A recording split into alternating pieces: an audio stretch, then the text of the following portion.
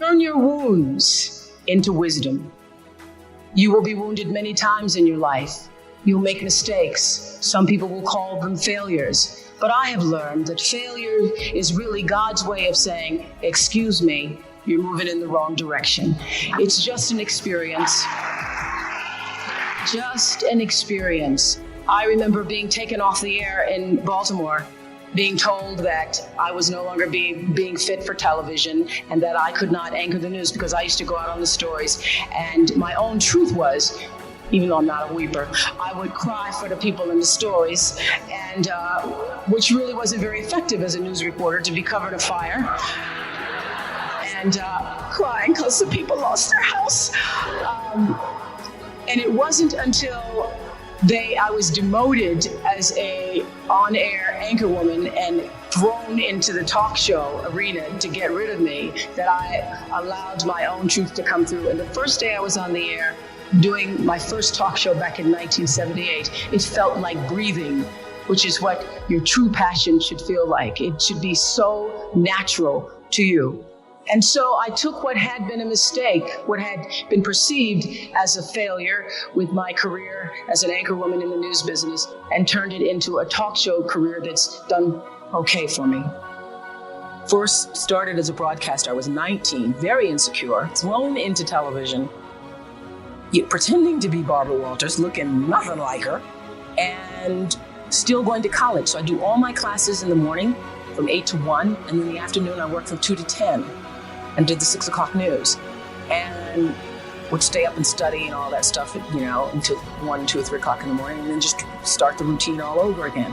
And my classmates were so jealous of me that I remember taking my little $115 paycheck, and at the time I thought it was really a lot, but taking $115 and trying to appease them. I would always, anytime anybody needed money, I was always offering, oh, you need $10? Or taking them out for pizza, ordering pizza for the class and things like that. Trying to, that whole disease to please, that's where it was the worst for me, I think, because I wanted to be accepted by them and could not be. Because, first of all, I didn't have the time. They wanted me to pledge, and I didn't have the time to pledge. I didn't have the time to be a part of all the other college activities or a part of that whole lifestyle. And it was very difficult for me socially. Really one of the worst times in my life, because I was trying to fit in school and be a part of that culture, but also trying to build a career in television. It's very difficult for me to even see myself as successful, because I still see myself as in the process of becoming successful. To me, successful is getting to the point where you are absolutely comfortable with yourself, and it does not matter how many things you have acquired. The ability to learn to say no and not to feel guilty about it, to me, is about the greatest success I have achieved. The fact that I have, in the public side, done whatever is fine. It's all a part of a process for growing for me.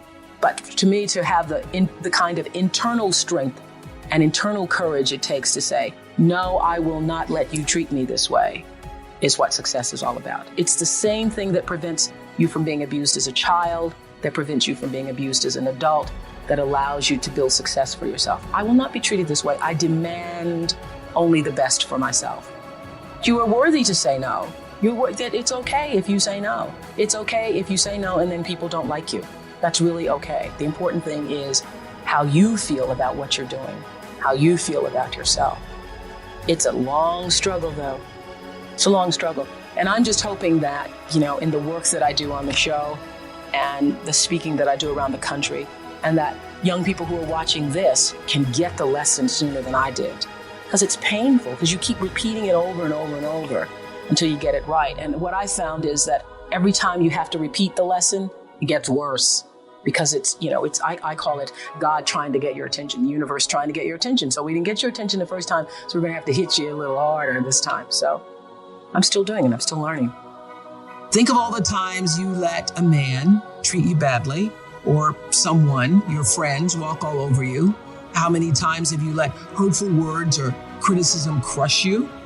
Well, I was one of those people who was raised not to have a lot of self-esteem. And I know anybody else who was physically violated as a child, as I was, got whippings every day. the lesson of a whipping, the lesson of being heavily disciplined with violence is that you're not worthy, that you're not good enough. And so it takes a long time to get a sense of self-worth and self-value. And so I was in my 20s doing what everybody in their 20s does and looking for love in all the wrong places and looking to be validated by somebody else's view of who I was and wanting them to say, I'm okay. Yes, you're okay. You're okay. And I've done some really embarrassing, ridiculous, crazy ass things over the years, holding onto the bumper of a doesnt like I could actually keep him from pulling off. And I remember one time he had left and slammed the door on my hand. And I had, just like a lot of women, had the barrier of, well, you can say anything to me, but you cannot hit me. You cannot hit me. He didn't hit me, but the door slammed on my hand. And I thought, well, that's coming close. That's coming very close. And I remember the door slamming on my hand, falling to the floor, and in front of me was a mirror. And I saw myself on the floor with my hand now bruised and thinking, I have become the woman that I watched my cousin Alice be my whole life as a kid. The only difference is that I'm battered in spirit. And the next step is going to be, who knows? So lying there on the floor is the moment I made that decision that I have now become a woman that I never imagined myself to be. And I got to figure out how to get myself out of this. And that was the beginning of the lesson, which is I'm hoping happens to you tonight from the stories that you're going to see. Because it doesn't happen all at once. Even though you want it to change, sometimes it takes a little longer to actually get the message that people who love you don't treat you badly. Love doesn't hurt. It's supposed to feel good. This whole idea of quantum physics, Newton's law, nature, the order of things, and how life and nature itself operates. And I could see a reflection of my own self, my own being in all of that.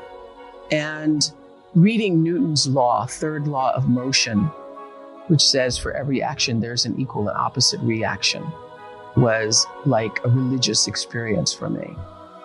I just understand all my bells and whistles and lights and dancing emojis went off because I could see that. I'd experienced a little bit of that in The Color Purple, that beautiful line where Whoopi, as Miss Seeley, says, everything you try to do to me is already done to you. That struck me in particular in the movie. And I understood that everybody's actually saying the same thing. Newton's saying the same thing as Miss Seeley is saying the same thing as what we in this country and many other countries call the golden rule, that really what you put out is coming back all the time. And what really struck me is that it's not do unto others as you would have them do unto you. It really is when you do, it's already done, because that's law. The best way to begin to figure out who you are really meant to be is to ask the universe, God, that question. God, how can I be used in service to myself first? And how can I then use that service to serve the world? Use your life to serve the world, and you will find that it also serves you.